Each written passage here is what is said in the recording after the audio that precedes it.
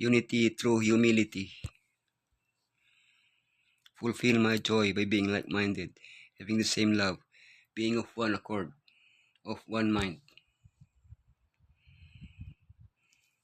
Paul has just encouraged the believers in Philippi to stand firm in the face of the challenges of the Christian life.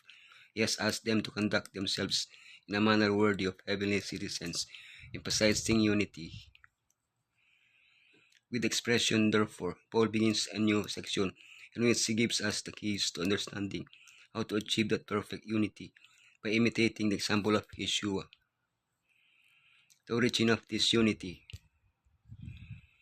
Unity through humility. Thinking like Yeshua. The attitude of Yeshua. The origin of this unity. Do nothing out of selfish ambition or vain conceit. Before putting his finger on the sore spot, pointing out the reasons for the disunity that was perceived among the Philippians, what are the first pieces of advice he gives them to achieve unity, completing his joy? Comfort in Messiah.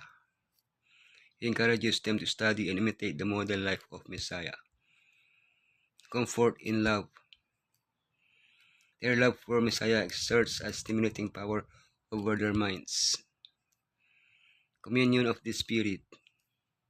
They must submit to the control of the Spirit. Heartfelt affection. They should reflect the tender and warm emotions of human affection. Mercy. Let them demonstrate the presence of genuine affection through individual acts of mercy. Unity of feeling and love. Mutual love makes thoughts similar and leads to united action.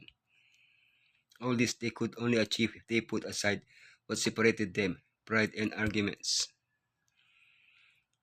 Both of these problems were present in Lucifer's rebellion and are among the most serious problems in relationships. Unity through humility. In humility, value others above yourselves, not looking to your own interests, but its a view to the interests of the others. The formula for unity that Paul proposes is not something external, but an inner attitude, humility. Besides being a characteristic trait of Yeshua, he encouraged his listeners to be humble. To attain this humility, Paul proposes that we consider others more important than ourselves. But aren't we all equal before Elohim? Shouldn't there be equality in order to have unity? Paul does not say that we are inferior to others, but that we should consider ourselves as such. Just as a servant seeks the good of his master, we should seek the good of those we consider superior to ourselves.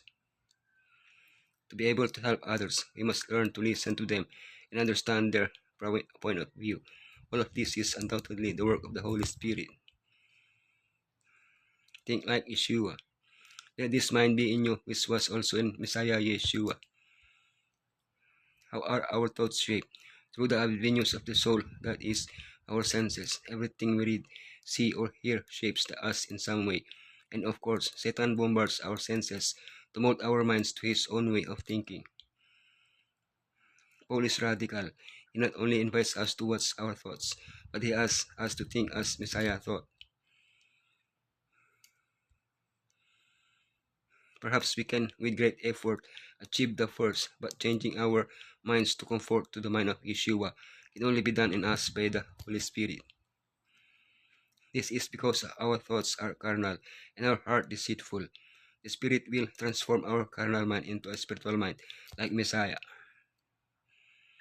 Yet we have work to do to resist temptation. Those who would not fall a prey to Satan's devices must guard well at the avenues of the soul.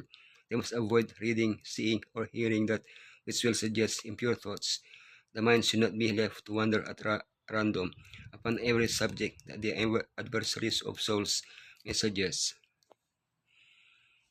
The attitude of Yeshua, who being in the form of Elohim did not consider it robbery to be equal with Elohim. Paul highlights three qualities of Yeshua. He renounced his divine prerogatives. He became man to serve us. He humbly obeyed in everything, even to his death. Being the Creator, he became a creature.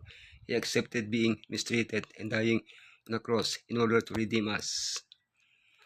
Despite being on an equal footing with other two persons of the Godhead, Yeshua's submission to the Father's will was always perfect. There was never a moment when he refused to submit.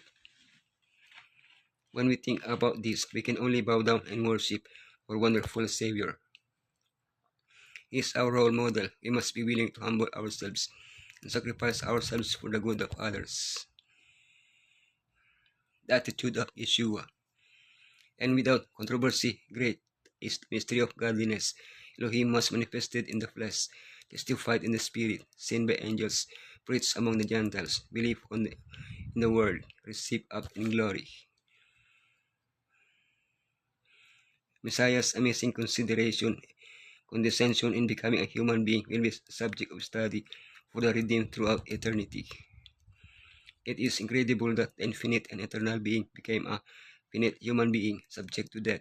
This is what Paul calls the mystery of godliness. Yeshua went from universal supremacy to absolute servitude. This is precisely the opposite of what Lucifer aspired to, who being a servant desired universal supremacy.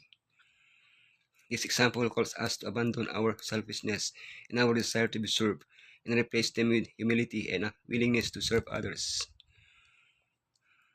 Elohim permits every human being to exercise his individuality. He desires no one to submerge his mind in the mind of a fellow mortal. Those who desire to be transformed in mind and character are not to look to men, but to the divine example. Elohim gives the invitation, let this mind be in you, which was also in Messiah Yeshua. By conversion and transformation, men are to receive the mind of Messiah.